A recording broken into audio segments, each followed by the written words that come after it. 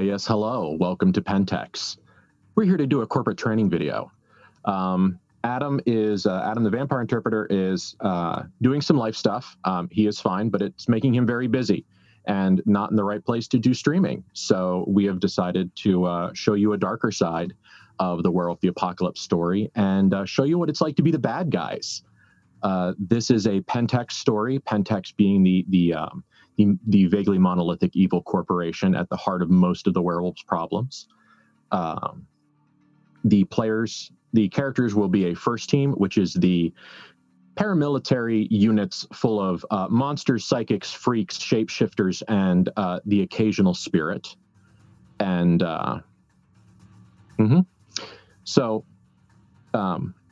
what is going to happen tonight, one of the many things that's going to happen tonight, is that Recon and Recovery is going to enter into kind of the larger story into the larger story. I'm saving all of my words for scary parts, apparently. So you're going to catch a couple Easter eggs. You're going to see some. You're going to hear some names and see some things that you might recognize from Heritage and Honor and possibly other places. So if you are the note taker in your house, if you're the official Twitch note taker in your house, I'd get your pen and paper ready because there's going to be a couple things that you're going to want to remember for later. Okay. Let's go around real quick. Say who he is and plug one of your pluggables, and we will then get started. So let's start with Tomi.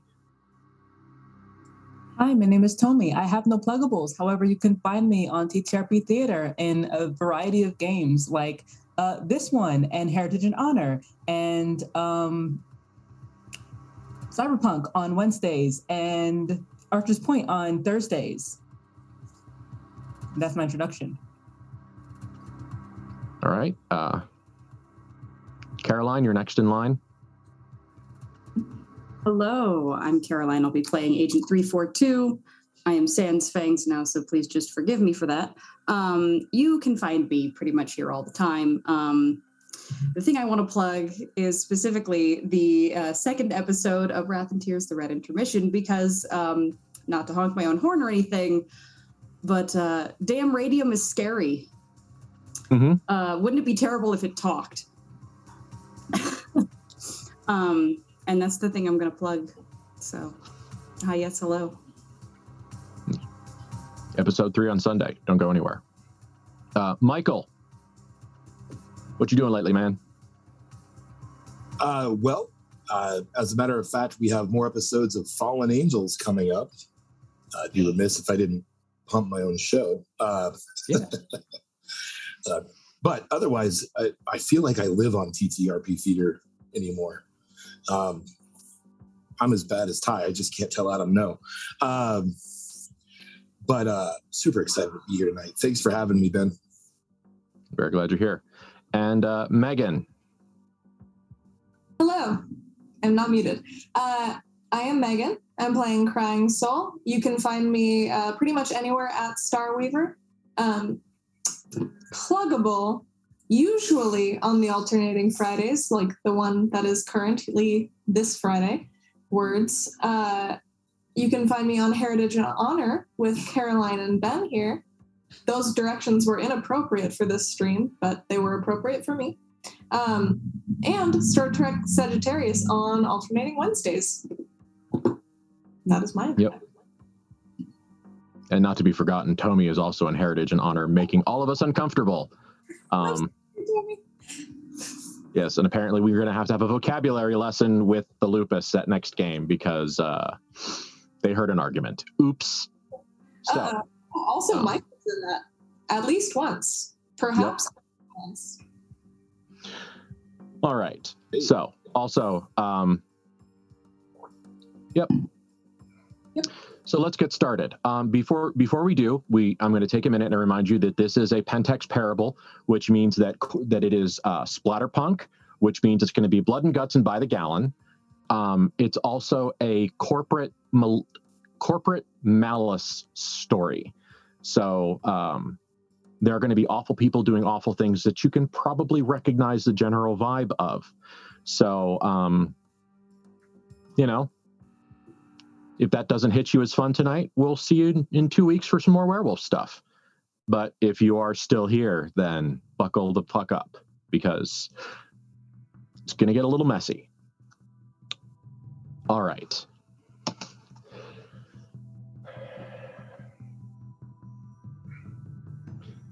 The movie, the setting for a horror movie that is the Midwest, the flat town with the roads straight reaching out into nothingness. The idea of one of those towns in the Midwest going insane for whatever reason, be it zombies, be it parasites in the water, or whatever that particular movie wants to tell, that's something that we've been using for decades now.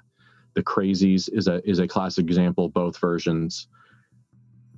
And typically at the end of one of those stories, there is a quiet scene towards the end, typically probably the last scene of the movie, of the survivors driving through town one last time, as they are shown all of the places that were clean and beautiful and bright and undestroyed in the first 5 minutes of the film. We are now returning back to the havoc. Tonight's story starts at the end of that movie. What's the name of this fucking town? Clearwater, Oklahoma, named deliberately, ironically, by the members of the Enderon Oil Company that founded it, went insane last week. Is it in the water? Is it in the air? Is it in the spirit? We don't know, but it got into everybody. A week ago, the population of this town and its surrounding environments, according to the census, was 1,382. Based off some biometric data, some reconnaissance, and a really unsettlingly deep set of cameras, they are believed that the current population is 611. There are burnt out cars, there are burned down buildings, there are bodies in the streets. As a matter of fact, one of those bodies goes crunch underneath the MRAP solid black vehicle that the all-enclosed driver, known only to its friends as the Dark Stig, goes through town. In it are the 3 current members of Epsilon 55, Onyx, Crying Soul, and Agent 342. When the vehicle comes to a stop, when you drive through this town, if you could imagine one of those shrines that isn't very organized, not one of the beautiful ones where there's just some marble and there's a statue and it's all nice. I mean, one of the ones that happened organically where there's a lot of disconnected art around that all has a theme. If you imagine some of the places where the Virgin Mary is heavily involved in the local religion, where there's dozens of versions of that figure around, imagine that with that same obsessive collection and that same little kind of scattered, but imagine it all as Enderon Oil Company advertising. Almost 100 years of corporate symbols, of mimetic language, of everything you could imagine all throughout the town. All of the buildings have multiples of it. The town, the Welcome to Clearwater, has 2 going down the side, 2 almost I lost it. It is surrounded by this symbology, and it is uncomfortable to anybody else. You guys are used to this. Like, you're a first team. Everywhere you go is propaganda. You've probably got propaganda in the bathroom. So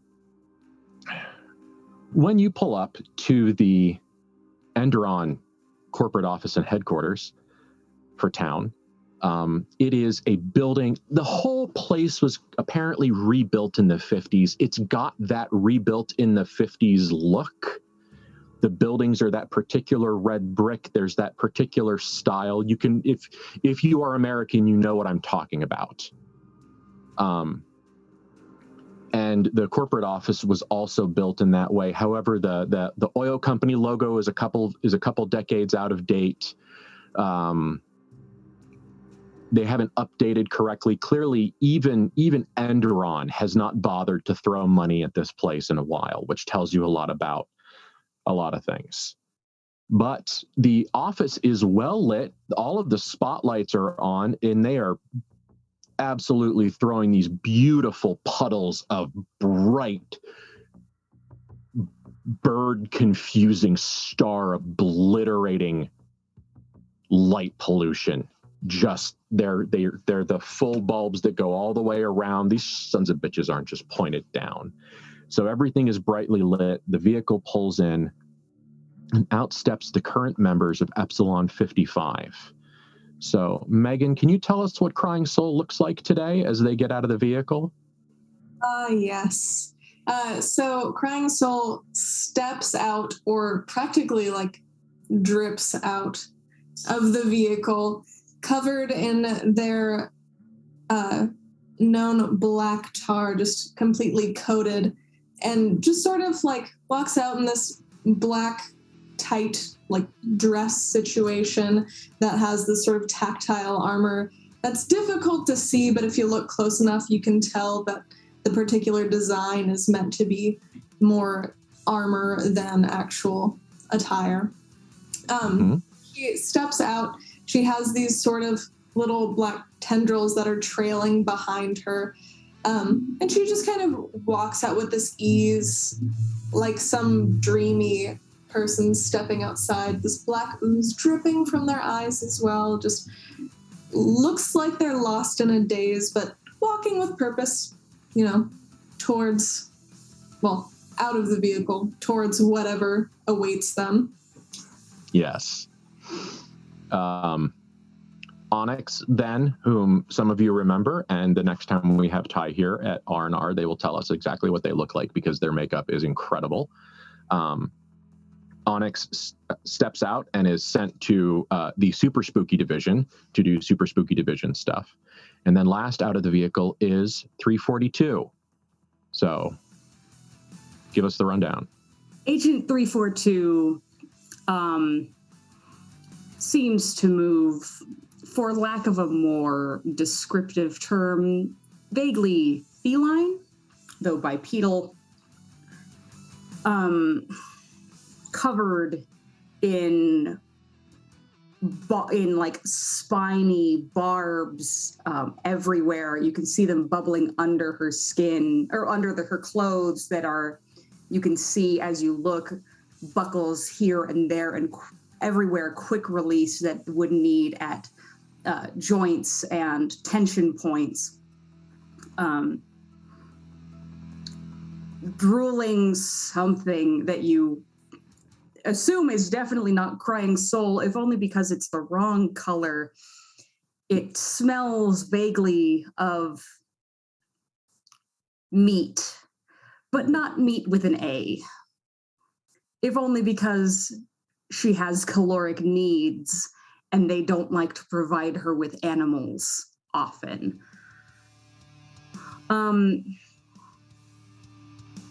When she steps out, she sort of swells her shoulders and looks around as if, nope, it's fine.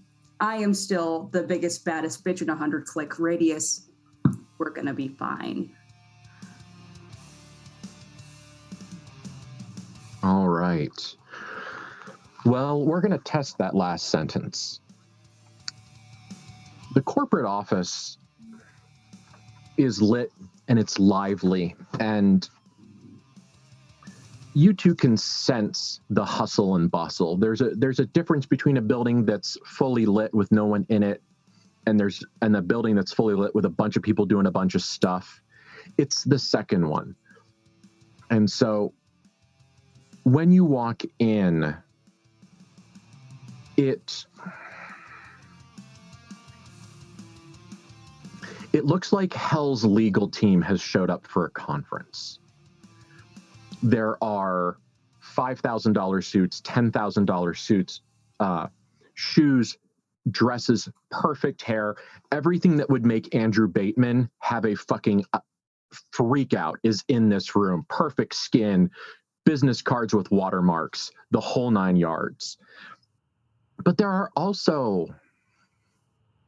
fucking monsters. There are a couple of toads, our least favorite Fomor breed, genetically engineered middle management, looking like genetically engineered middle management.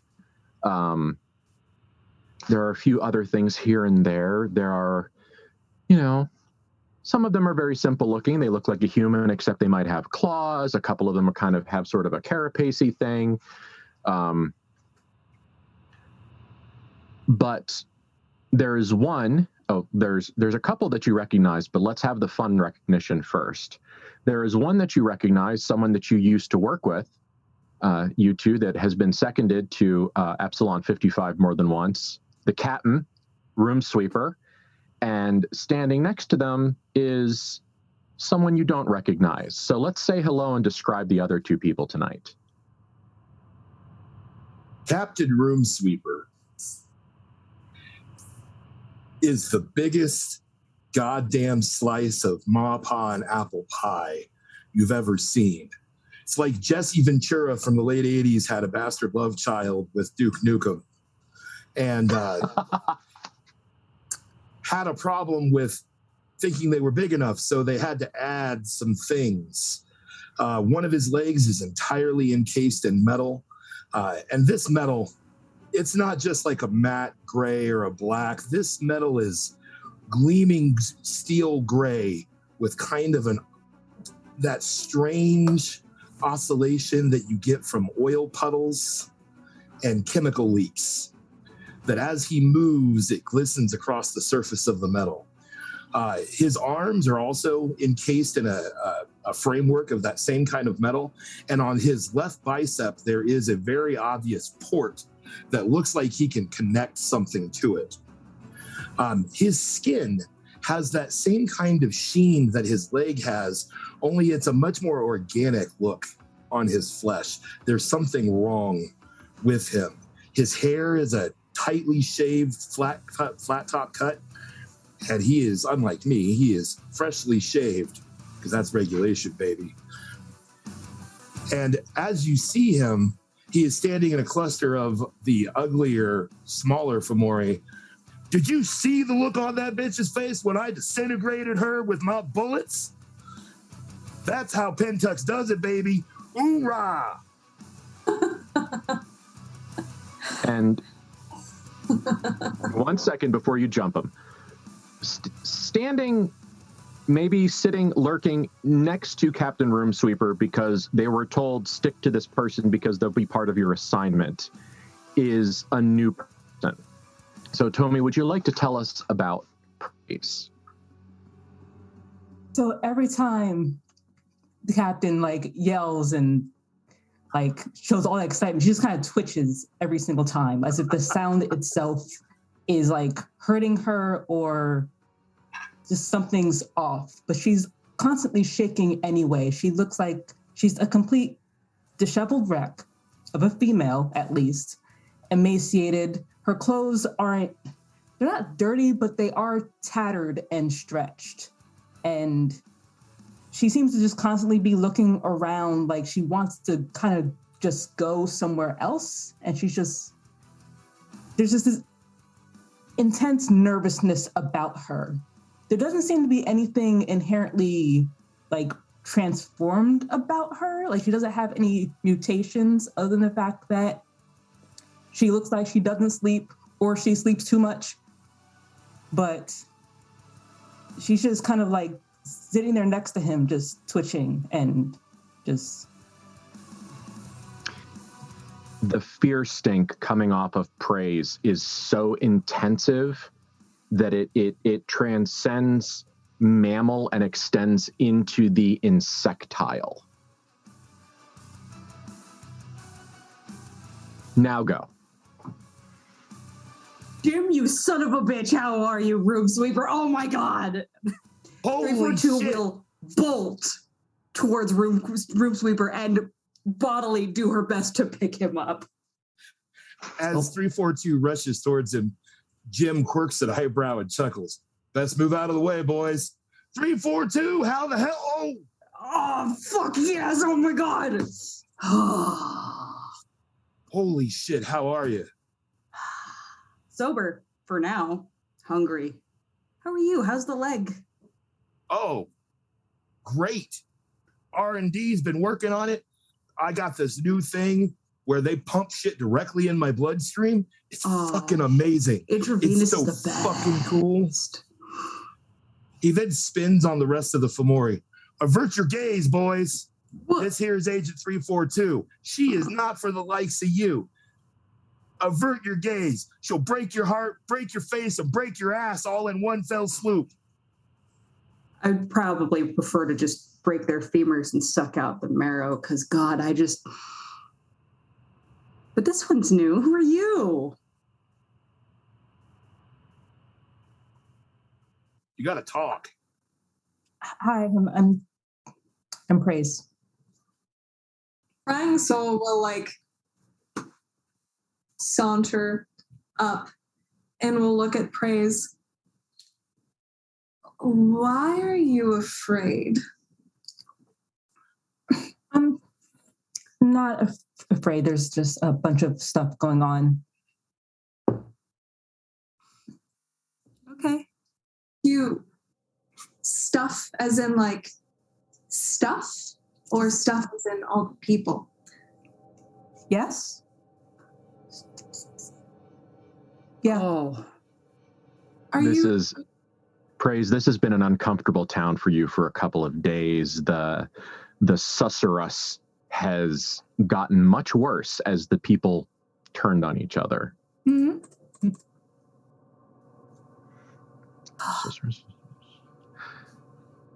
What's your thing?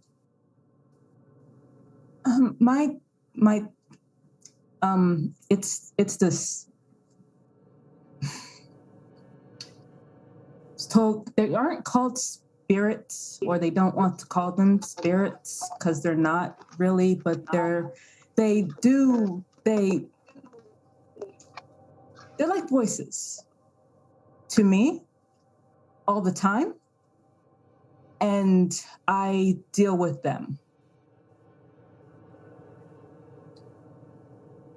And with that, a voice that could match Room Sweeper's, but instead of running off pure Marika, it runs off that battlefield holler that commanders yell, and it says, "All right, listen up." And there is a general hubbub of up-listening. Walking in is someone that you all recognize as Commander Peterson. He looks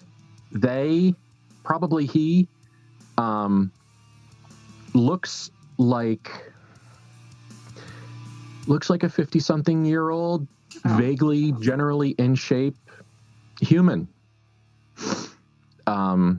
You also all know that he is something called a Ferrectori, the children of the Wyrm. Oh, right. He's one of the ones that keeps it all on the inside until it's time to let it all on the outside. And walking out with him are two, no better word, but creatures. The one that you think is easier to deal with looks like a nice, simple businessman, about 5'10", kind of a Central European, Germanic sort of nationality, maybe to him. Nicely done hair, nicely coiffed hair, fantastic suit. The suit's probably at least all of your salaries twice over. And yes, the ice blue skin and the corpse black lips and the absolute lack of biological microexpressions. You may not have seen him before, but you all know who he is, because at the end of the day, You don't know how many boss exactly is in the line, but he's at the top. This is Director Zettler, the head of special projects. And walking next to him is a creature. It is alabaster and mother of pearl. It is about human-sized, and it has what looks like spikes coming out of the back of its skull like a crown. If you could imagine kind of a sort of a chrysalis or a pupae, something insectile, and segmented plates, and all of them glistening with kind of a reflective inner light that almost reminds you a little bit of balefire.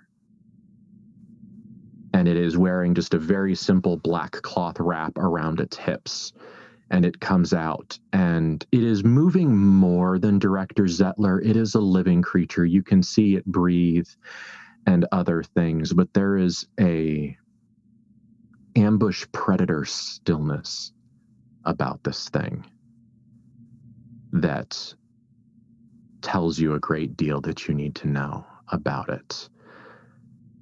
Underneath, in its skull, however, this alabaster wolf has two beautiful, perfect, entirely unchanged brown eyes of a very normal human.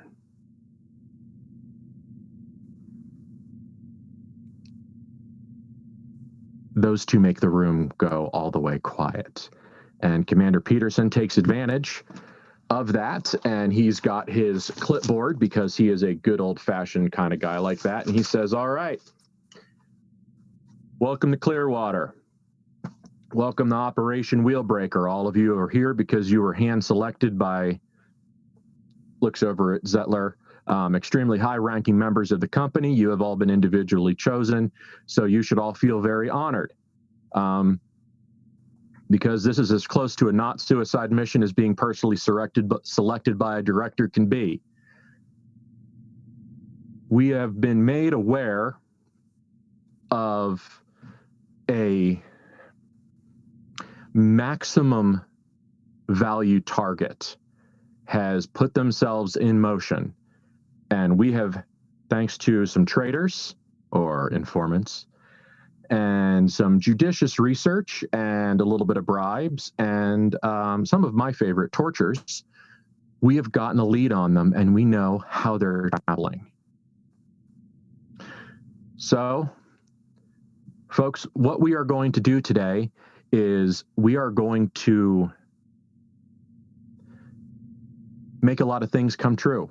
We are going to we are going to shatter a spiritual transit system called a moon bridge.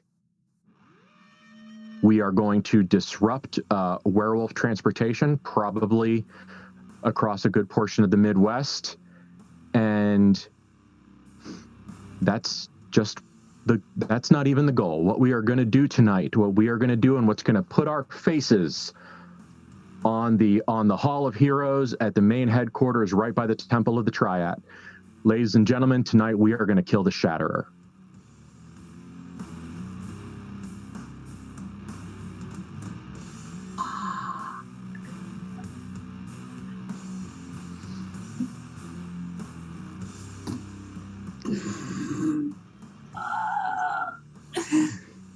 If we weren't streaming right now and we were playing at a table together, I would be absolutely screeching. Ladies and gentlemen, this is the moment when we all scream at Benjamin, because Benjamin Rogers. Yep. It's time. All right. Peterson continues. Let's get this stuff out of the way so we can get you guys to the stuff I can already smell you getting excited about. All right. What we're going to need is there are going to be three portions of this plan. The first part is going to be what we like to call the possession siren. Let me tell you a little bit about this town. Special Projects have been prepping this town for 25 years for a bulk infestation project. There is a hell of a bane underneath here, and the plan was that we were going to have the entire town get possessed by it all at once. See if we could do a distributed sort of thing. See if scientist mumbo jumbo. So what we've got, however, is we've got an entire town that's absolutely primed and ready to have stuff poured into it. And so what we're going to do is we're going to use that. What we're going to do is that the air raid siren has been replaced with a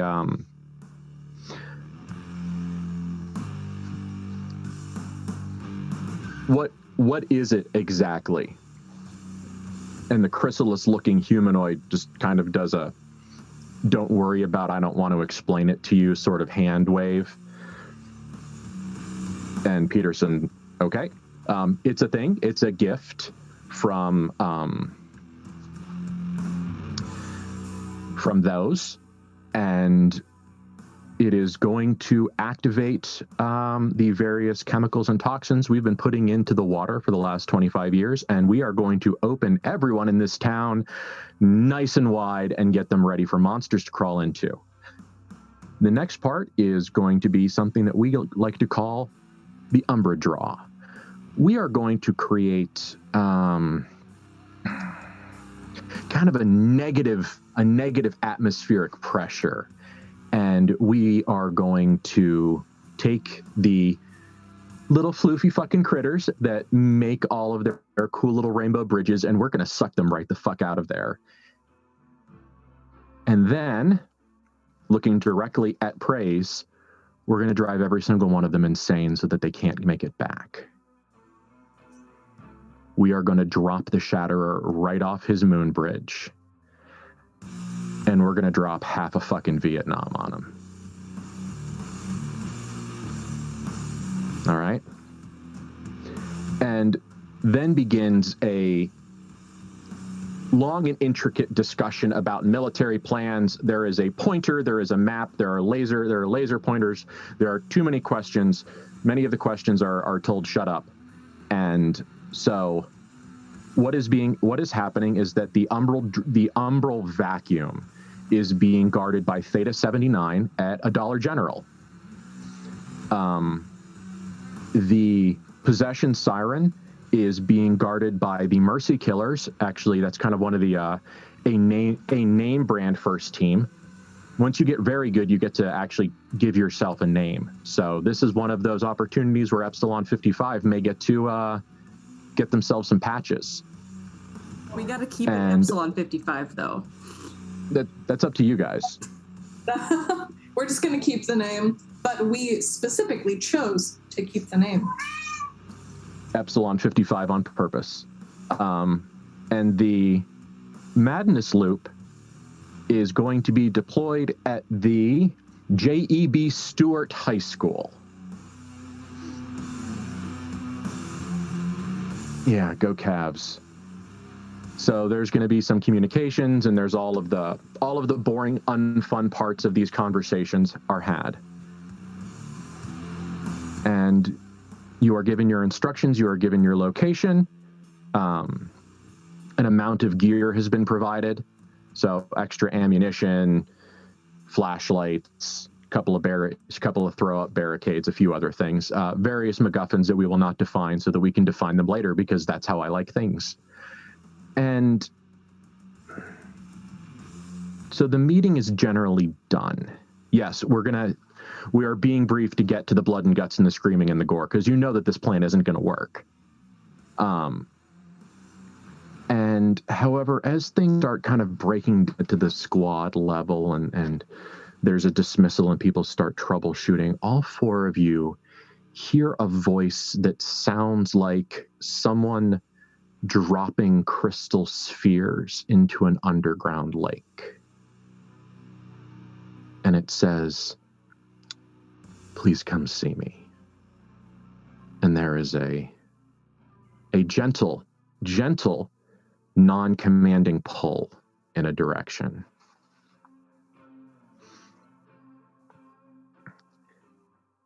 Yep. In one of the side rooms, in what could be considered the green room, are two creatures. The two that you saw earlier, Director fucking Zettler and the alabaster mother of pearl chrysalis pupa monster thing. And Zettler is actually sitting down, probably attempting to recreate the idea of reclining.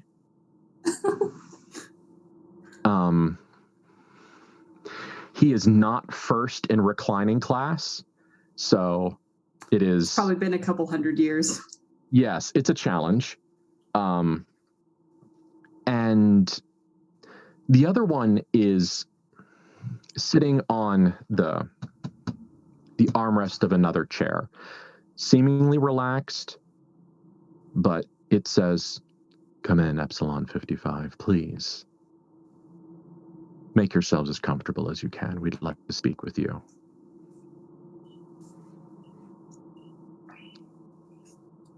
I will enter, and as I sort of walk through, I like put my fist down to the side towards 342 for a small fist bump because we're fully fucking fist bump. We're in the same room as fucking Director Zettler. Same. There's a chain of fist bumps to then Captain Roomsweeper.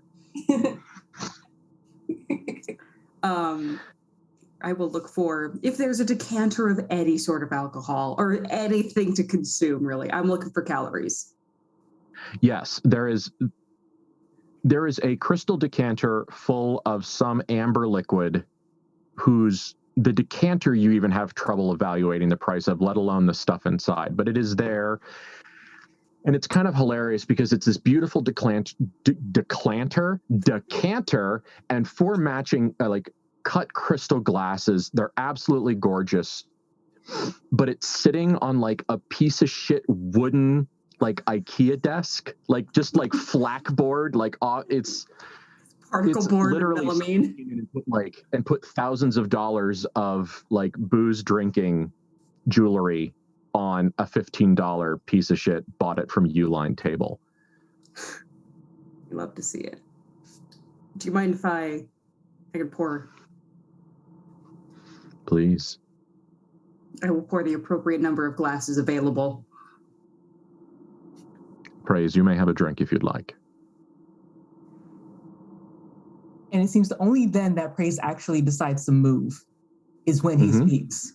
Notably, during the whole conversation downstairs and the whole meeting, she was not paying attention whatsoever. She was looking around everywhere else. Now she's paying attention. Now they're in the room with them.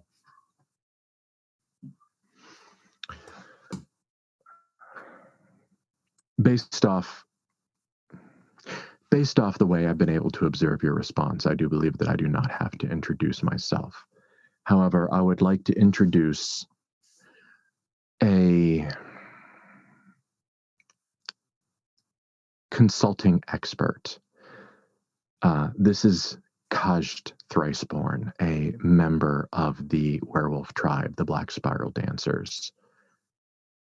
They and some of their pack have been heavily involved in handling the more esoteric aspects of this plan. However, we would like to have a moment and speak with you, Epsilon 55, because I, for one, am thankful at the lengths you went to recover our cloning substrate.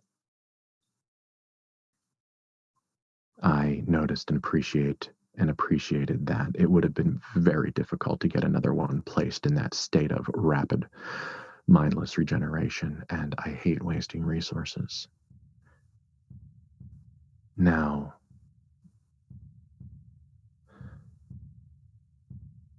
because I will leave Praise free to discuss themselves with you at the level they choose to. But the spiritual component of this mission is heavily involved in your side, which means that we believe, and Kajt gives a nod, that you will be experiencing more than a little bit of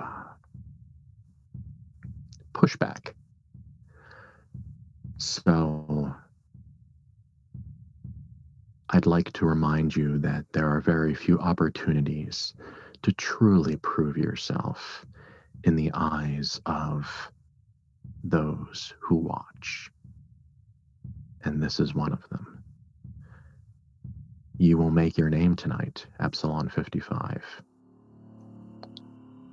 But we have yet to find out what that name is. I would prefer that it not be Scrap.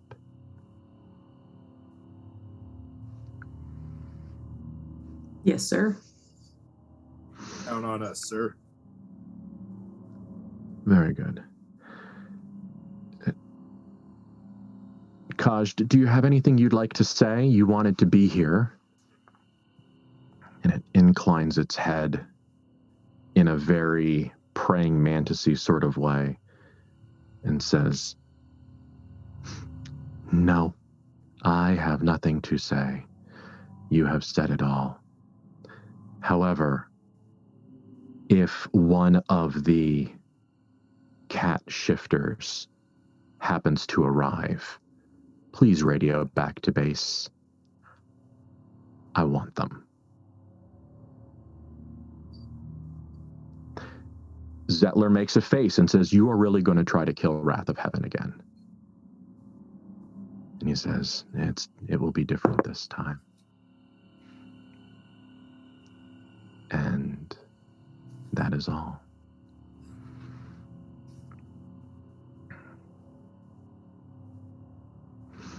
Thank you, Epsilon 55, and for what it's worth, good luck. And you are pretty much sent to your death, personally by Director Zettler, so good job. Nothing better than being sent to death by the boss themselves. We love to see it. Thank you, corporation. Yes. All right. So, you have been given an amount of undefined pseudo-military MacGuffins that we will allow ourselves to come up with and use at dramatic moments. So, not everything that Pentax could ever imagine is here, but probably 2 or 3 trucks worth of everything Pentax can imagine is here. So some grenades, flashlights, health kits, couple of rapid inflatable like barricades, this, that, and the other thing. So the next thing that we're going to do in terms of story is go to the delightfully named J.E.B. Stewart High School. But this is also some free space for you guys to roleplay and interact and have a bit of downtime before it gets to the uptime. So.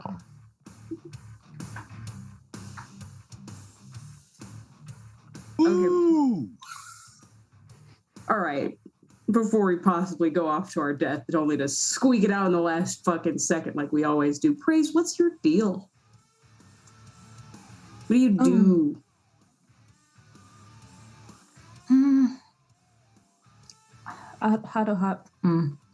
So I hear the spirits that he was talking about, and I always hear them. I heard them so well that Herr Zettler wanted to experiment on me to see if I could focus on making sure I can affect the spirits. I can affect most things, most people, with the things that I hear. It's hard to explain, or I don't know how to explain it without showing you. You'll see it. You are a walking, talking McMuffin, aren't you? What's a McMuffin? McMuffin. MacGuffin. You have to excuse 342. They've been drinking. I've also been taking drugs. Don't limit me. Shit, you're like a overblown radio. Better. We've got not a radio, we've got a radio tower. We've got a TV satellite here. Not the one that the stations broadcast. The one from fucking space. Oh, this is going to be a lot easier than I thought. Okay, we're fine. So while I can make them, I can affect them, I can't control that after the point. So I can make them very upset, angry, Okay. murderous, but I can't stop them from then doing whatever they want to do after that. So you're like, love this. You're like a radio stuck on broadcast that just pisses everything off that hears it. We got a spiritual claymore, room sweeper. Oh, that's the most fucked up thing I've heard all day. Tell that to your leg. There is nothing wrong with my leg. I know, it's better now. Hell yeah, it's better. What happened to it? Oh, shit, it's nothing. I had an unfortunate incident in Afghanistan that left me. Yeah, it sucked. It really sucked. But I got better thanks to the bosses. They made me stronger, faster. You know, they got the technology. Okay. And they gave me fucking acid for blood and built me a gun that shoots it. It's the coolest shit Is ever. that what that gun does? God, Yeah. I was wondering. Plug it into my arm and it just, every time I pull the that's trigger, it sucks like just a drop of the blood. And Do you run out? No. I got a steady stream of energy drinks and pills and all kinds of shit. Keeps that shit pumping. Runs on caffeine, nicotine, and hatred, like every good goddamn member of the military does. You Plus watch your everything goddamn with mouth. Pentax. You watch your goddamn mouth. It runs on fucking freedom, baby. Why don't you watch it for me, room sweeper? Later, baby. It's on my face. You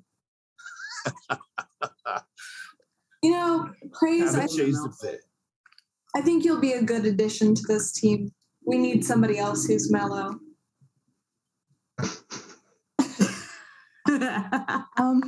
Hell no. That's all right. You can counter me out, baby. You can be the other end of the teeter-totter there. Okay. I think it's about time that we fucked up some stuff. I couldn't agree more. I would love nothing more than to absolutely wreck this Shatterer. I think that sounds exciting. Mm-hmm. We're gonna give it the old college try. Remember, room sweeper, when we get in that room with them, I'm not gonna stop fighting them until I'm dead or someone else relieves me of my consciousness. So, because I gotta be the biggest, baddest bitch in the fucking room. Right. And I am currently. I'll do my best to aim around you, but I can't make any promises. I'm just saying. I didn't ask you that. I'm just saying, for the sake of, our hard-won old friendship. Now, I crawled out of a vat. now, Praise, so you can make things angry. Can you hurt anything? Other than, with the fun, lovely little machines that Room Sweeper over here uses. Captain Room Sweeper, excuse me. I don't know how to use those, but I can do things. Okay, good. All right. So there is a brief gearing up scene where all of the various and sundry equipment are buckled on, are strapped on. There is an extremely uncomfortable moment where one of the pieces of Crying Soul's kit, the black plastic kind of octopusy USB monstrosity referred to as Lockfucker, if it is possible for a Lockfucker piece of worm tech to gaze longingly at a minigun in a last act of a romance movie we just broke up and I'm heartbroken about it way, it actually is. Oh, Room sweeper, I'm sorry, I forgot to tell you Lockfucker's here. Fuck that little thing. Oh, cover its ears. What's a lockfucker? That's Lockfucker. Don't look at it too hard. I will lovingly hold Locksucker upon my chest and look over to Captain Room Sweeper and says, "It deserves better. I know how to use it. And I use it." Oh my God. Well, I sure as shit, I'm glad it found a nice home. You two were so good together. What happened, Room Sweeper? You made Lockfucker so happy. Lockfucker didn't jive with the system. Couldn't get on board with the whole thing. It wasn't supposed to be part of the system. Look at it. You're making it cry. It tried to take over. You know, I think it's not actually crying. I think some of my tar got onto it and it's kind of oozing a little bit. Tell you what, you keep that thing nice and tight and tidy up against you and far the fuck away from me, and we will all be the better for it. Captain. The Lockfucker has done very good work. Last time we actually had a mission where we, you know that conversation where they said you did a good job? Half of that was because of Lockfucker. Lockfucker got us through so many things. So, like, you fucked a lot of locks. Respect. You know? Like, Well, you're cool. good job, Lockfucker. There you go. I'm sure it would say thank you if it could. All right, let's go to this racist ass high school. Yes. This conversation and so this conversation is kind of continued in the scene transition style. Like, it starts as you walk out of the armory and it continues as you walk into the high school. If you could imagine Midwest high school had like a tribal totem spirit, this is where it would live. Like, it is the epitome, the spiritual apex of mid-century American Midwest high school. Well, no, I take it back. It was a week ago. However, this town has had a week of the crazies. So the prom banners are kind of torn down. There's like a body of a girl in a dress who looks like she had blood dumped all over her in the corner. There's taking a bit of that body. I'm gonna gnaw on that, and they left the corpse. That's their problem. Yes. There's 3 or 4 members of the football team that seem to have actually been physically stuffed in lockers. Like I said, it's the end of the movie where the small Midwestern town has gone insane. So there's a little bit of kind of like that something was on fire yesterday, sort of smoke in the air. And there's some bloody sneaker prints on the ground. You can kind of see where the protagonists in this story, in the first story, kind of ran around and ran over here and ran around the corner. You could imagine all of those moments, because it's really funny, because usually you guys were the ones that were chasing them, so you can absolutely know what like bloody sneaker prints running away from the monsters look like. However, once you get to the auditorium, it is a different story. This room was the scene of a serious piece of conflict. There are probably a dozen bodies in here. Several of them have been shot. Some of them seem to have been bludgeoned to death. Clearly there were 2, and you can feel the protagonist energy coming off of these bodies. It's a very Arthur Mordred, like rebar through the chest, hands around the neck kind of scenario. And you can look at one guy, and he's like 19 years old, devastatingly handsome, big football build, perfect jaw, no thoughts in his head. just looks like the guy that should have survived the movie and didn't. And with their hands around his neck, sunk in so deep you can actually like not see the first knuckle of all of their fingers, is the nerd. Oh, fucking hell yeah! I'm taking a piece of one of these. Yes, Love to and see this. And it is very clear that at least the nerd had actually begun the process of femorization before they died. There's some green veins running up their fingers and a little bit of miscolored froth around their mouth. This town is like right there, man. It is ready to rock and roll. So You're muted, room sweeper. Wouldn't be a game if I didn't. Shit, that's not natural. Man. Bitch, you're not natural. The hell are you talking about? Listen, I know that you might be all-American grass-fed beef. Sorry, corn-fed. You grew too fast. Beef. But what part of you is fucking natural? This is a reversal of the fucking order right here. Look at Ain't this nothing shit. no natural about this. Well, okay. He about should as have natural ate as we this are. little nerd like a steak dinner.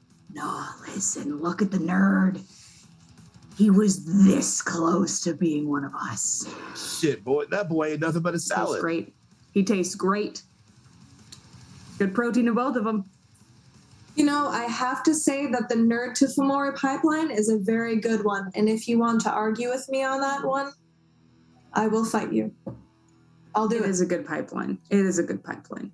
There was this one time that I was doing a security detail for TELUS, and well, they did a midnight release for this MMO, and I tell you what, fuckers started sprouting tentacles and killing each other at a GameStop. It was great. Exactly. Well, I'll have to pour one out for this homie later. I won't. Probably come back by and slice me off another steak. How, just out of curiosity, how is Praise reacting to all of what we're seeing right now? He doesn't seem to be following anything you guys are saying. Like literally the conversation is completely over her, and she's just like looking around at everything that's not the bodies. Yeah. Tommy, have you ever like felt the like on a plane or when you're changing elevation, that pressure before your ears pop when it just feels like something is pushing on the sides of your head? Mm-hmm. That's what you're feeling right now. You can feel the place where the voices are from, like pressing on you. It is so close.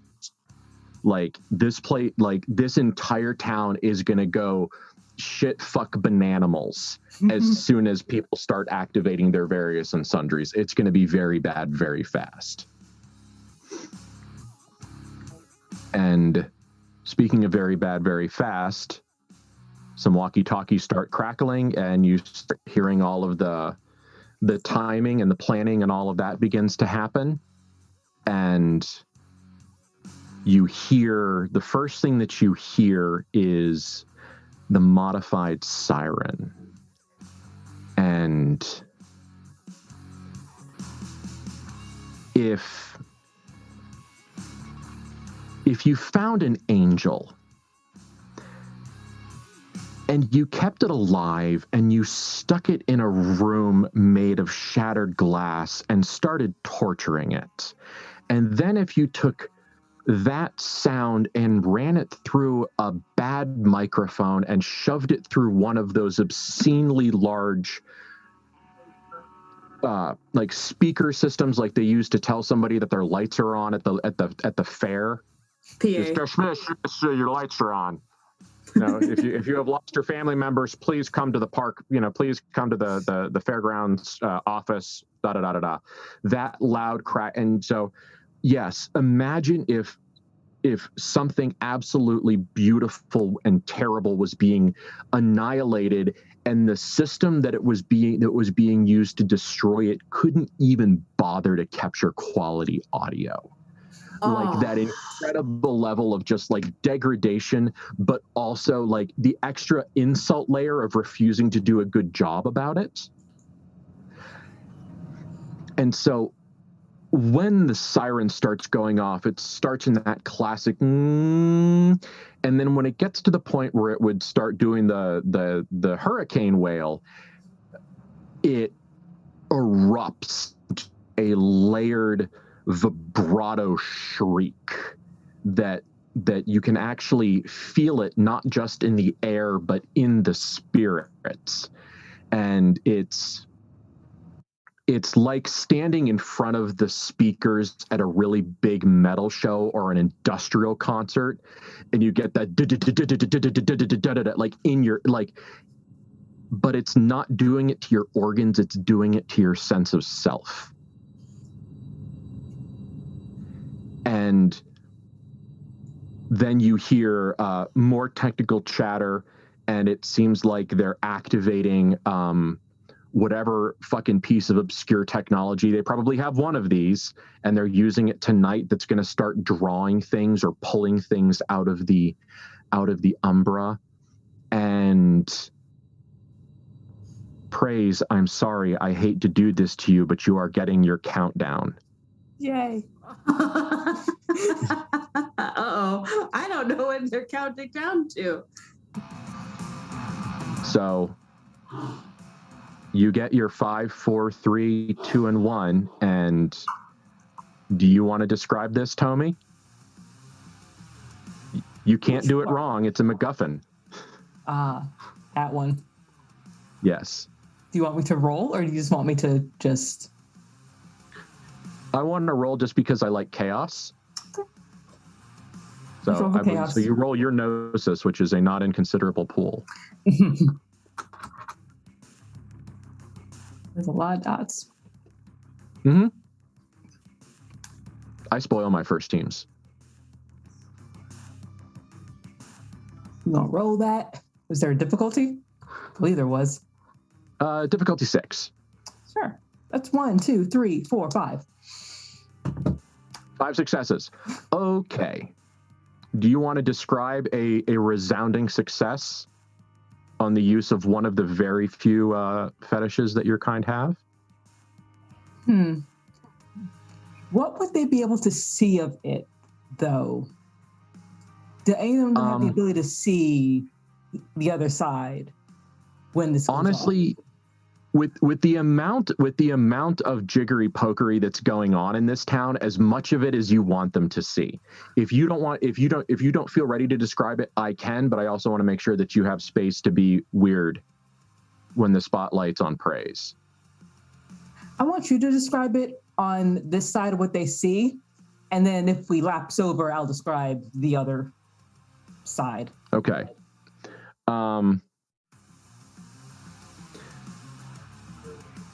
The necklace that Praise has starts to float on the string, and they close their eyes and focus and hiss. And this is a nasty, dry, rasping hiss. And it resonates at the same kind of frequency as the siren. And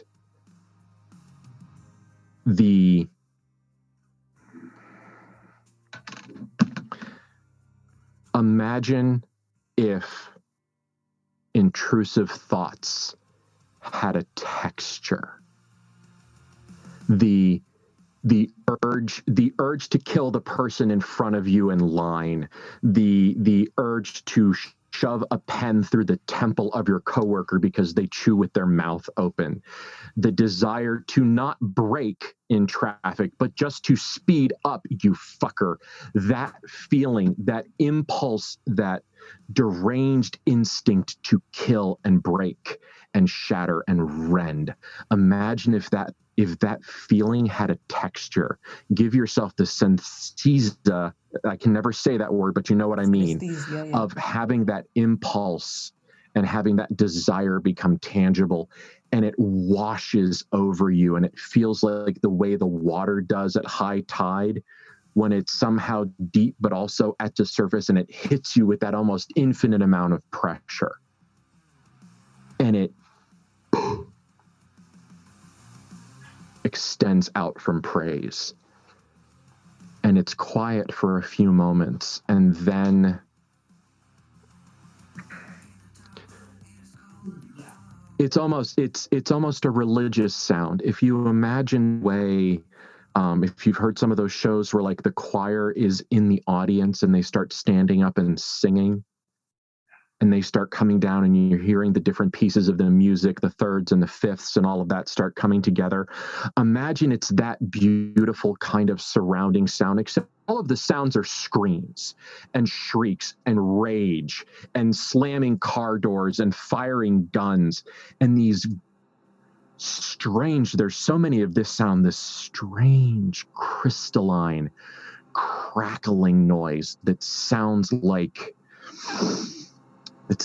light being tortured. And all 611 surviving members of Clearwater, Oklahoma get possessed and go insane. And then, didn't take long, did it?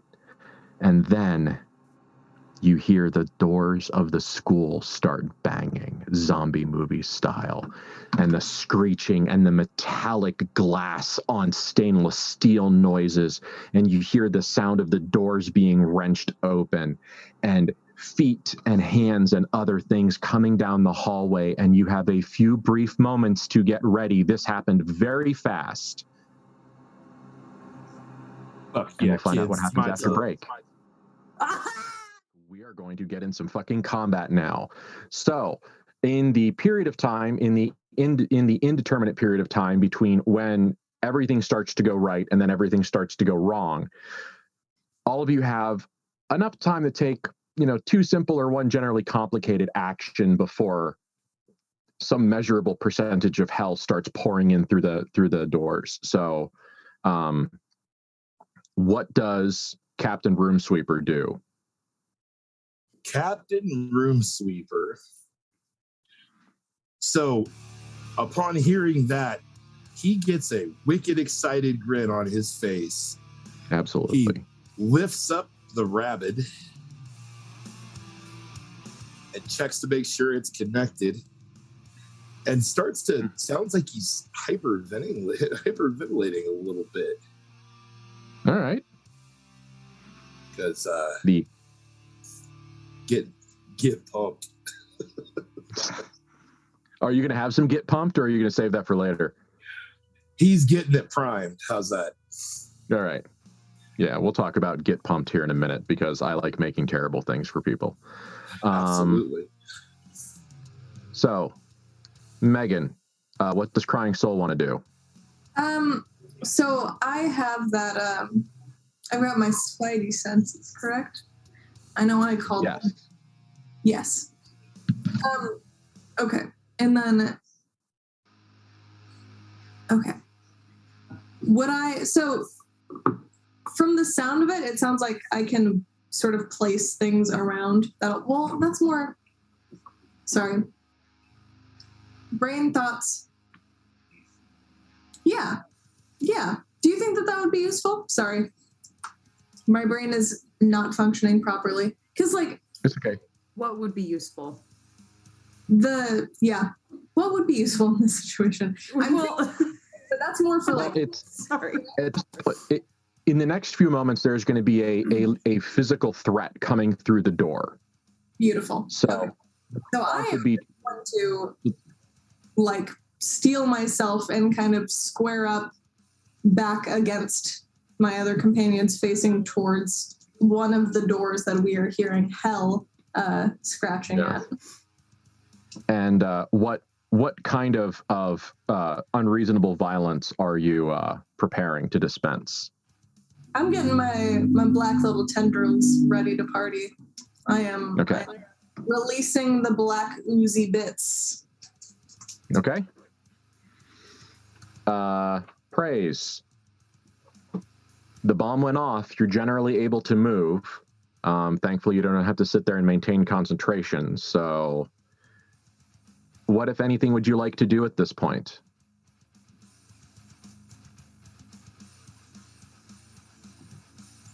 You're muted. Yes, you are.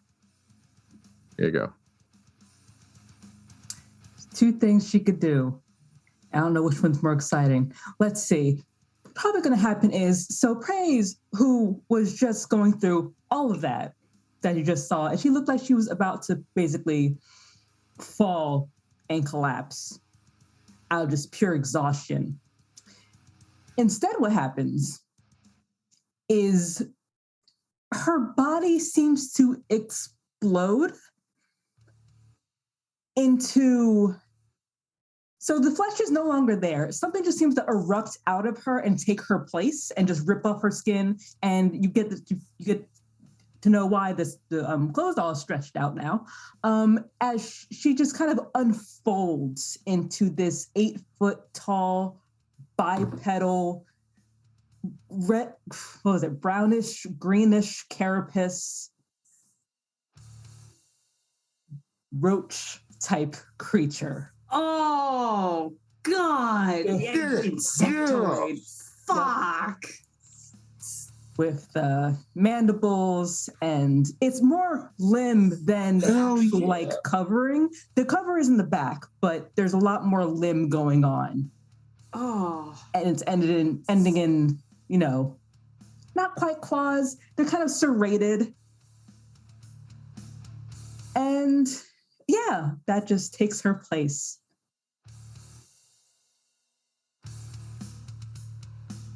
Well, this changes my plan. Now big creature. I have a feeling get a lot smaller.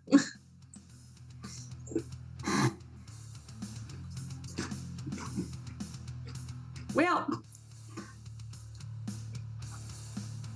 you got it. Well, I wasn't going to transform right away, but, well, I have a flaw that I have to be the biggest, meanest, angriest, most powerful bitch in the room, god damn it. Mm-hmm. So first I am going to do Roar of the Wyrm, because I want everyone to know that I am the grandest tiger in the jungle. Okay. Roar. Because, it might also just make some people, whatever is heading towards us, shit their pants and run away. At least some of them. Okay. And then you're going to transform? Yes, and then I'm going to transform, because I wasn't gonna at first, but well. Yes, you're now legally obligated to be taller than them. Yes, unfucking fortunately, and I'm not bipedal, goddammit. How big do you get? That actually hasn't been, I'm not quite Krynos sized, but I am not bipedal necessarily. I am quadrupedal that can kind of go bipedal. It's not really described. I do more, I get more bigger and more fucked up looking. Yeah. Do you want me to roll for Roar of the Wyrm, or? Yeah, let's just find out if you botch. Okay. Charisma Intimidation.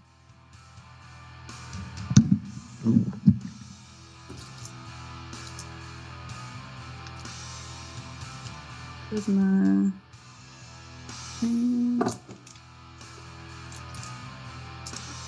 I'm missing a dice. Cool. All right, 4 successes. That's not bad. No, it's not bad at all. Not bad at all. So. Okay.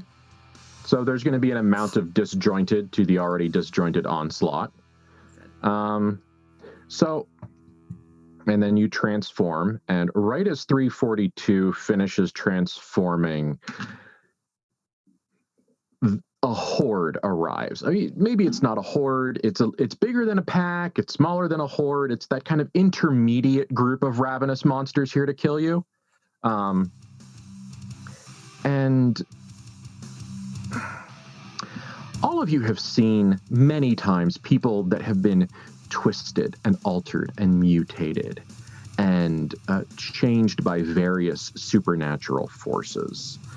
And so the idea that a human can be altered by a supernatural force isn't a new one, but, excuse me,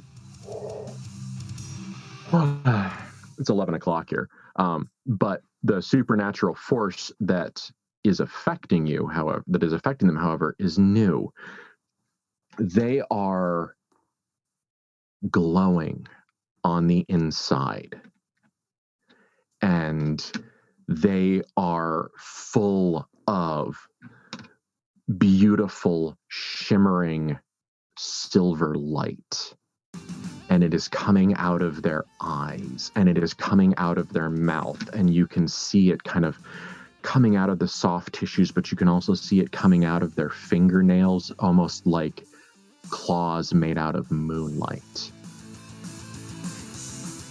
As all of the loons from the moon bridge were pulled into bodies and driven mad by a wormish fetish, and they are here to make that stop.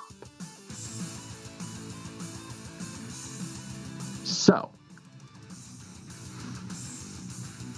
well, we are not going to roll very much. We're not going to worry very much about initiative. So, who wants to go first? Let Room Sweeper go first. Honestly, yeah. Let him sweep the room. Fuck him up, fam. His job. Eat hot blood, zombies. Lowers the rabid. So yes, this thing looks like a multi-barreled Gatling gun, save there's no belt feed, just a tube connecting the rear end of this gun to Room Sweeper's bicep. And as there's no actual trigger, instead the grip looks like a cocking gun, or it has that pressure hold. So as he squeezes it, instead of the staccato rhythm of a normal gun, instead it's just a series of loud, wet squelches, accompanied by a hissing, which you realize is the acidic, the concentrated acid of his blood interacting with the metal of the gun itself. And it just starts. Oh. Yeah. Disgusting. And it's a little combusty, it's a little squishy, and it's just firing thousands and thousands of tiny little ballistic toys at them. So how about you roll whatever it is, dexterity plus firearms. Don't forget your specialty, accuracy by volume. Yes, indeed. Let's see here. So that's good. Yeah, I know.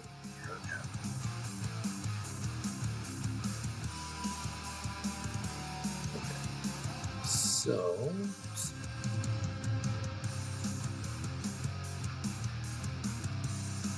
it has been a long time since I have used this system, so bear with me for a moment. I'll find your character sheet, see if I can help too. There we go, CaptainRoomSweeper.pdf. Mr. Gone, if you're listening, thank you for making form-fillable character sheets for the last 20 years. We love you, Mr. Yes. Gone. Yes. We do indeed. Michael, you are going to be rolling 7 dice. All right.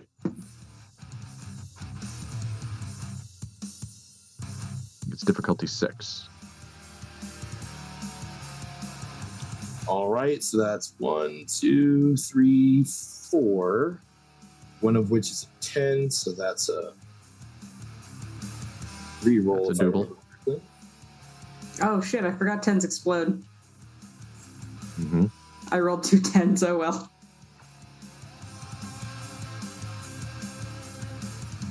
5 successes. Hell yeah. 5 successes. So that is 10 dice of damage. That is. So how about you roll that damage and we'll see what we get. All right. Sounds good. I'm a big fan of Cult Divinity Lost. Like the players roll the dice, not me. Yeah, it's really nice. All right, so that is 7 successes. Oh. 7 successes. Okay. 7 successes on a hail of mutant blood activated minigun devastation. So there's 24 mumble thereabouts creatures that are kind of screaming in here. And the first kind of 4 or 5 of them collapse into various stages of unusability. The smell is really something to be not imagined, as the flammable, acidic, Fomor half-growth hormone blood that came out of Room Sweeper is used as the propellant. It smells very bad, and but it does a fantastic job because several of these creatures collapse. And the thing that's scary is that when they're perforated and when pieces of their body are pulled apart, there's more light shining out of them. And so as they crawl on the ground and scream, you can actually see tendrils of light like reaching out of them, kind of pseudopod style, and still drag the broken bodies across the ground. So Room Sweeper made them less useful, but not out of the fight. Who wants to go next?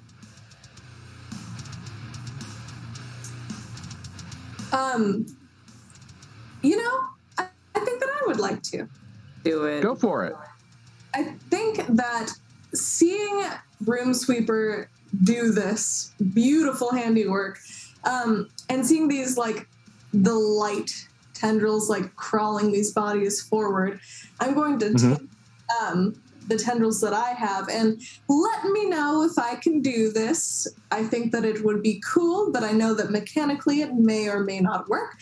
But I'd like to take as many tentacles or as many tendrils as I can muster to try and just, like, slap across and, like, throw pretty much these creatures that are crawling towards us, just, like, absolutely, like, squelching and crushing them against the walls and throwing them as much as I can, just out with these black tendrils, like, crushing out the light with my dark ooze.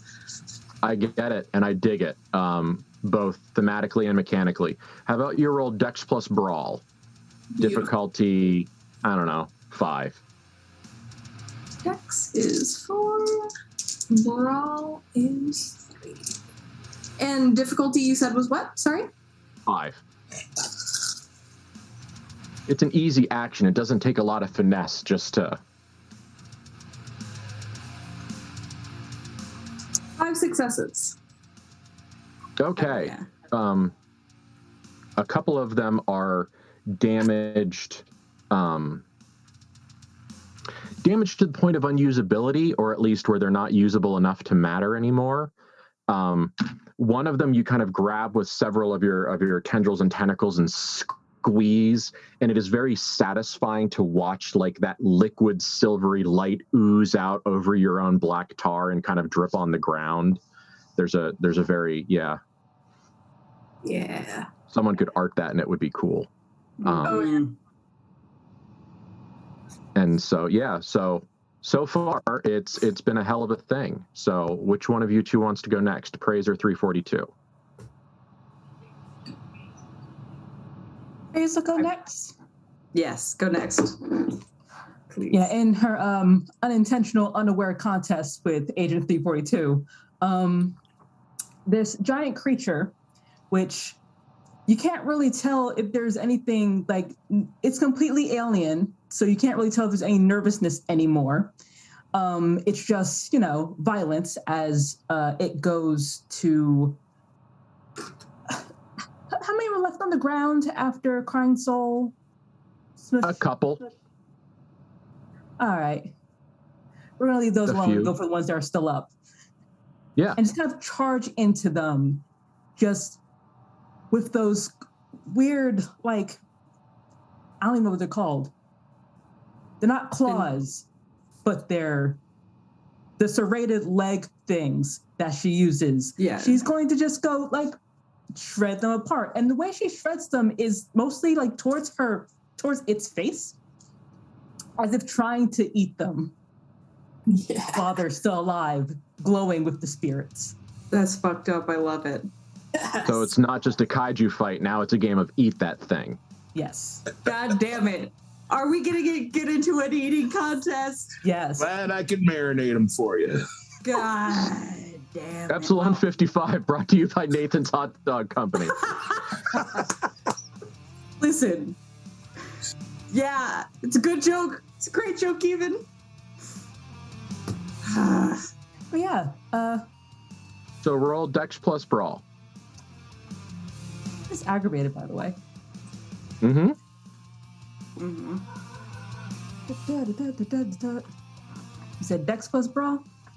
Dex plus Brawl. Oh, that's mm-hmm. Flaws or difficulty 7. That is 2 successes. Okay. And what is your damage pool? Damage pool would be strength, which is a 5, and the Plus claws, 2. which is a +1 with ag. Okay. So that's 6 dice of aggravated damage. Yes. Okay. How about you roll that and we'll see how much damage you do. Do-do-do-do. That is a 2 again. Okay. Not your greatest showing, but not the worst. You grab one of these lambent monsters and kind of pull them apart. Do you actually start shoving them in your mouth, or is it just Yes, the instinctual? just immediately just Okay. like attempting. Okay. You don't have to be dead. No, they don't. It's not necessary at all. And it works. Not as good as it could be, but certainly there are a few of them now than there were before. 342. Well, if I'm going to get into an eating contest, 342 has to purge what is currently in her stomach.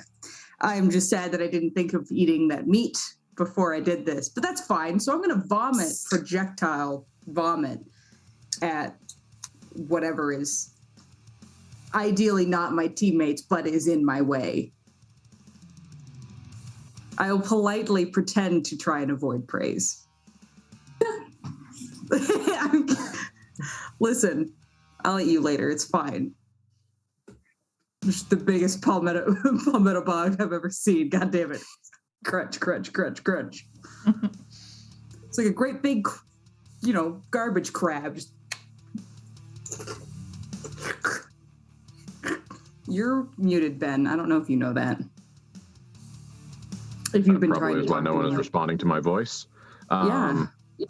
Dexterity plus athletics, difficulty 7. Dex athletics. All right. It's a range of 25 fucking feet. Yeah. Damn. Is it So truly much far. projectile? Well, because it's very projectile. It's because it's not so much used normally as a spraying motion. It's usually just to try and upset one particular person. Dex athletics. Love to see you do a sprinkler, though. If I can fucking explode. 5 successes. Okay. So that translates to 10 dice of damage. I'm going to say that you dissolve at least one of them. Bleh. Yeah. I don't think we're going to roll damage dice for the rest of the night. I think we're just going to figure out how much damage we do and just apply that just for brevity's sake. All right. Now the critters. So you've managed to eliminate probably somewhere around 50 to 60%, at least reduce their efficacy of about 50 odd percent of the shrieking, lambent creatures that are here and trying to kill you, specifically trying to kill Praise, because Praise is the one that's filling them full of crazy thoughts. So what I want you to do is I want you to tell me if you're defending yourself, and if so, how, or are you just face tanking the horror? Is anyone taking some time to dodge or parry or anything like that, or are we just is this just King Kong v Godzilla here? I gotta face tank it. Like, I would love to try and do this, but I'm in full kaiju fight mode, even though the kaiju is not the thing that I'm fighting. That comes later. In the only situation in which I would not just be straight up flopping around with my big old juicy tendrils is if somebody got close enough to try and lay a hand on me. I would, like, if they try and touch me, Tarskin holds them there. I'm gonna Eyes of the Worm that bitch and make them go fucking crazy and just watch the crazy in their eyes and then just crush them. And feed them to 342. If that should arise. That is Thank what. you. I just like that, so I'm going to say that it happens. You provide me sustenance when I am in the depths of my rage anger, and that's what I appreciate about you, Crying Soul. Is that what you appreciate about me? One of. So the thing is when you hit them with Eyes of the Worm, they actually kind of like whisper sing, like, the moon is broken. They broke the moon. They'll be so mad. Luna's mad. Ooh. That doesn't. Oh, no. I'm not a fan of that. I will, after feeding one of those to 342, I will break from my reverie of watching insanity in somebody's eyes to say that they were saying that, and that's an unsettling thing to say, and just maybe that's not great, and we should, tread with caution. Perhaps bad things are in front of us, my friends. We are the bad things. Oh, yes, but sometimes the bad things have to fight badder things, and we might be in for that. The badder things hanging out with Zettler. We're fine. Right. Okay, well, I just decided to roll the dice pool, and they got 3 successes. So they don't do great. They don't do terrible, but there is some bleeding, some damage, some clawbacks. Rude. The thing that's most unsettling is that when you are cut by the parts that glow, like the glowing claws or the tendrils, is that when they claw you, like the claws break off and leave themselves in you like crepuscular rays, like the rays of light through a cloud. Oh. Yeah, there you go. So it's like there are like moonbeams poking through clouds all across your chests, or face or neck or shoulder or legs or whatever they cut you. And it hurts. It hurts like fiberglass. So nope, don't like these at all. And in this moment now, your earbuds are screaming, and you hear they're all around us. I need a reload. Where's Bowski? It is getting bad out there, and it seems like everything possibly worked too good. So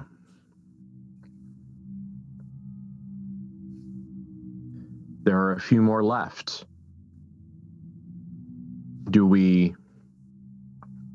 I think we can agree that these are wrapped up, because I'm also seeing that it's 11:30 at night. Yeah, that's fine. It's Yeah. whatever is left is no longer a threat. I suppose we can provide support to important things. Well, you guys are an important thing. As a matter of Very fact, yeah.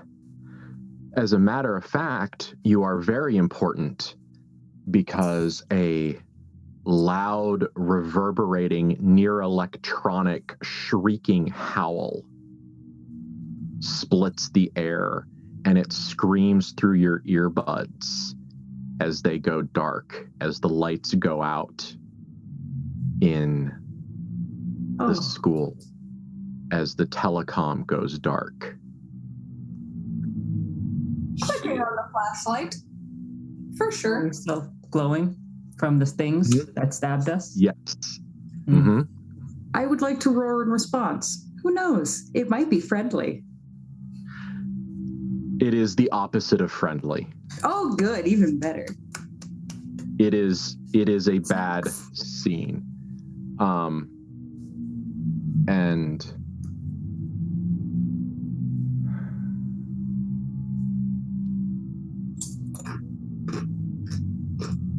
sorry, the brain turned all the way off there for a second. That's usually only turns halfway off.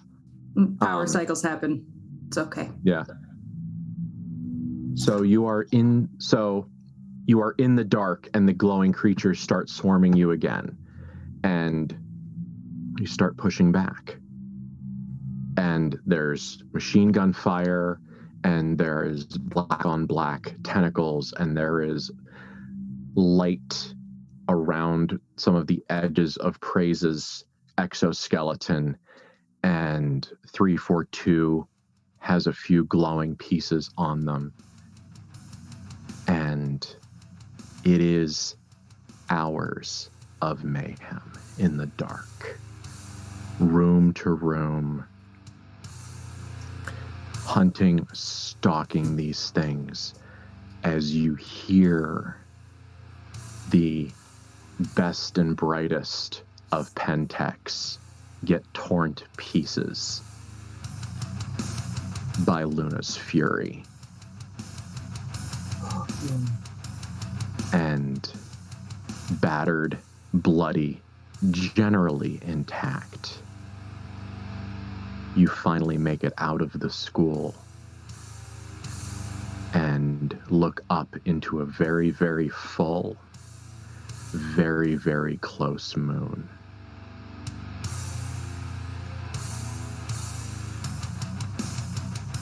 And there is a sense that maybe this didn't go the way you wanted it to.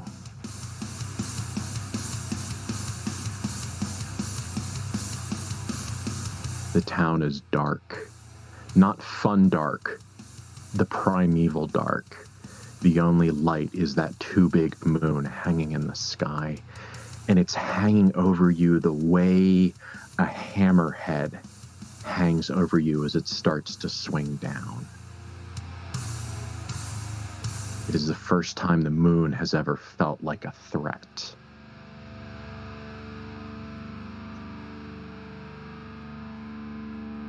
You have a couple of options here. You can get the hell out of town, regroup at a tactical point. You could try to find the other teams, or you could try to go back to where the director is, or you could hold your position.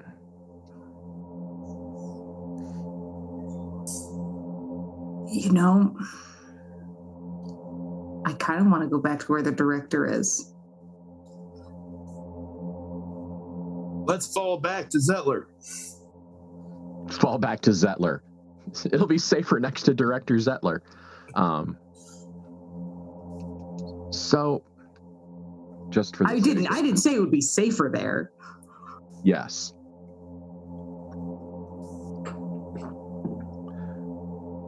The building that was such a hustle and bustle earlier is a partially dismantled wreck at this point.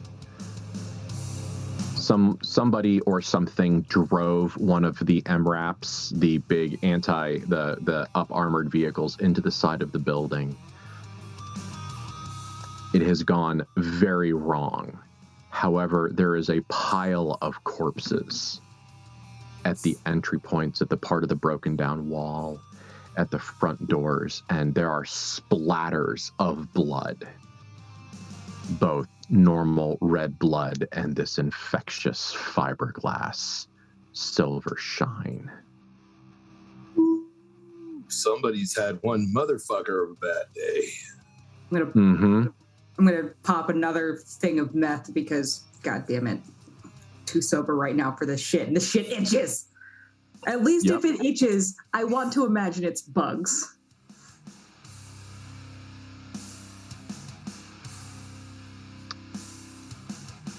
Praise.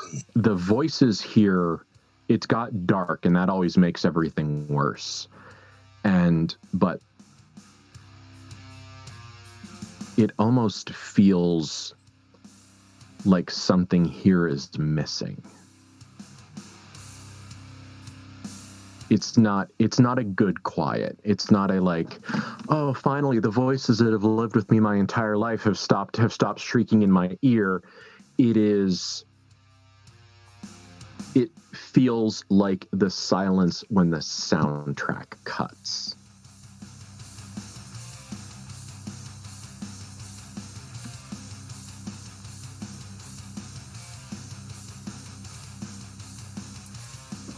It's missing. It's not. Yeah, I got a bad feeling about this. No, it's not. It's missing. It's not. What's missing? They're not quiet. They're not supposed to be quiet. I don't think they're quiet. I think they're gone. Gone? The spirits, for lack of a better term? Yes. The things you hear that... It's not...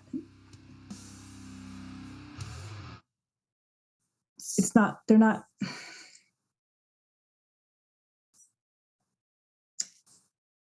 Something is wrong. Something's wrong. All right, let's go sniffing around for, what was his name? Gajed?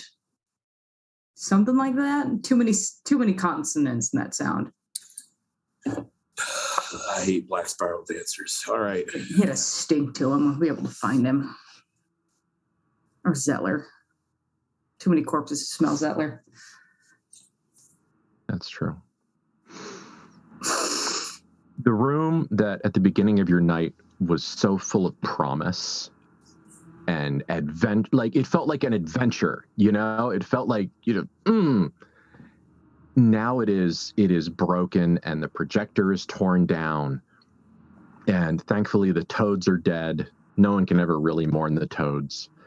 And there are some bodies here and there are some papers all around. And there are more of the city, of the townspeople bodies in here, and it looks to you like there was a stand at the door and then a fighting retreat. Because you can almost see the bodies like dominoes as they were forced back into the other rooms where the director was.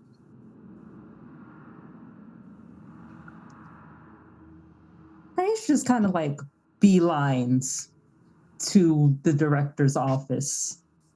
Yeah, that doesn't... The sudden intensity that she has not shown before is just goes. Yes. Yeah. Yep. Let's go.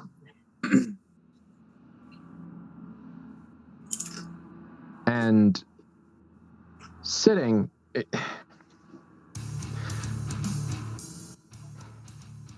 Sitting so still and in exactly the same position as when you came into this room the first time, the vampire Zettler is sitting so exactly in the same position that it gives you a sense of deja vu.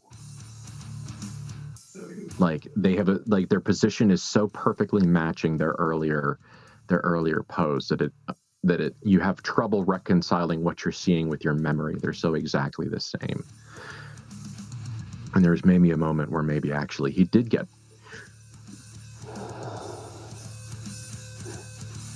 Sorry, I woke up early. And it would almost feel like he never moved if it wasn't for the fact that he was bloody in that very distinct way that someone who has had to kill people is bloody.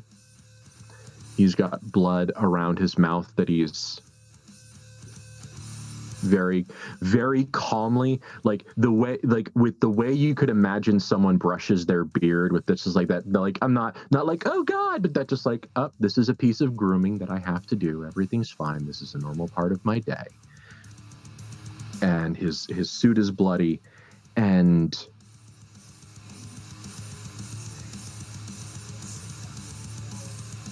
Kaj is also sitting there, but they are covered in blood and are very calmly and, well, I don't want to say calmly. They are with a lack of additional motion, licking the blood out from between their scaly pieces. Imagine someone tonguing the grout on a wall is kind of the look that it has. And Zettler kind of does a final and folds his handkerchief and puts it in his suit pocket and says, well, I'm glad you made it.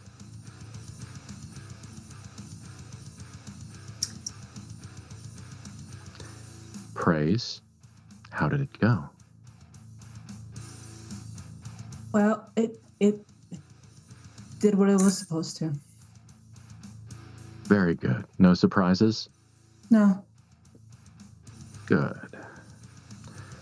Epsilon 55, do you have anything to report? Says the man covered in blood, surrounded by the corpses of the dead that most worked for him. Just that we cut him down like we was mowing the lawn, sir. Out of character, real quick. Mm-hmm. Out of character for Megan, are we gonna tell them that they kept screaming about how we broke the moon? Because I want to tell them.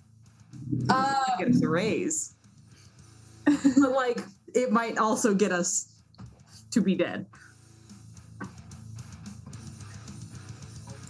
I think I'm gonna gauge some reaction here first before we. Okay. Okay. I'll let you spill those beans. Oh God. There was definitely something that I was going to say. In my I hate that. out the window. Oof.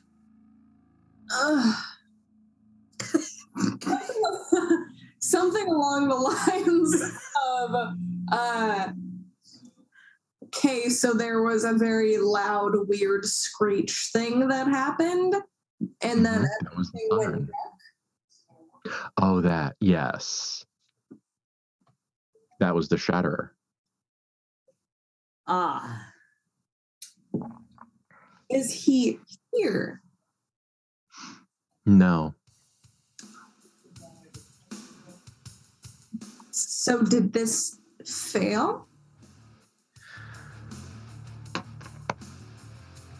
Director Zettler, direct and knowing servant of the Destroyer Wyrm, head of Special Projects Division, 500-year-old vampire, 5th generation Malkavian Antitribu.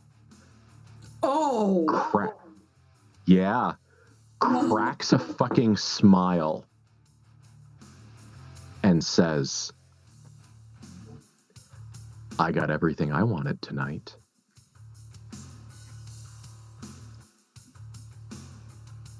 You wanted to break. An unqualified success. Would you care to walk me to the vehicle? There was one last thing that we did hear from those, whatever the fuck. I don't have the clearance to know what they're called. They kept singing that we broke the moon. Balloons. The balloons, and that we broke the moon, and they're going to be angry. Is that what we were looking for here? No, but thank you for telling me. Of course, sir. You never know what information is going to be useful later. I'm sure that if indeed we did break the moon and those things just weren't crazed, the Garrow are definitely going to have something to talk about, and we might have an advantage. Or we're fucked. One or Well, the other. I can tell you two good things, as I presumably we pick our way Oh, through yes. the carnage We are to the front door. clearing the way for Yes. Zettler Right. and Kaj. We'll walk the old man to the vehicle. Yeah. Right. Kaj did not leave the room. He essentially did a Okay, well, but I'll catch up with you later hand wave. We didn't okay. Heaven, I'm sorry, bro. No cats. I'm the biggest cat that we saw. Meow.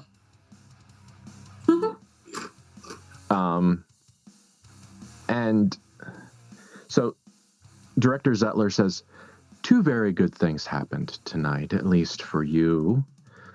The Mercy Killers are dead, which means that we now have an opening in our elite first team units.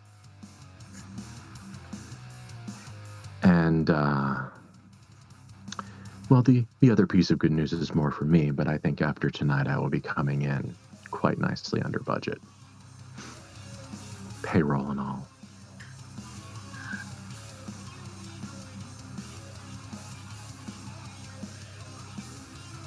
Far less people to pay. Bonuses? Far less people to pay. Send them. Sometimes one call. And Dark Stig pulls up in the MRAP, and the back opens. And the end of tonight's parable is getting in that vehicle. So is there anything else we want to say before we drive away from this clusterfuck? I left the meat in the high school. I did not bring that shit back with me. I'm leaving that Fine. here. Fuck that. It's not real protein. Fuck that. Crying Soul will look to the rest of the crew and just say, so I think it's probably obvious that we're not Epsilon 55 and we're definitely the Moonbreakers when we get our raise. Because, yes, we are. I like numbers. Come on. Okay, Epsilon 55. We'll work it out. We'll work it. We'll workshop it. Come on, 342 Moonbreakers. Like our whole thing is we hate the Garrow. We're trying to kill them. Moonbreakers. I mean, I dig it. the I theater. have an enticer in advertising. I love everything they do. You'll love them too. I'll introduce them to you. They'll help you work through this. Please do. Mm-hmm. Fucking marketing, man. Ugh. Now those fuckers are evil. There's a reason I grow monsters. Advertisers. No, I can't handle those.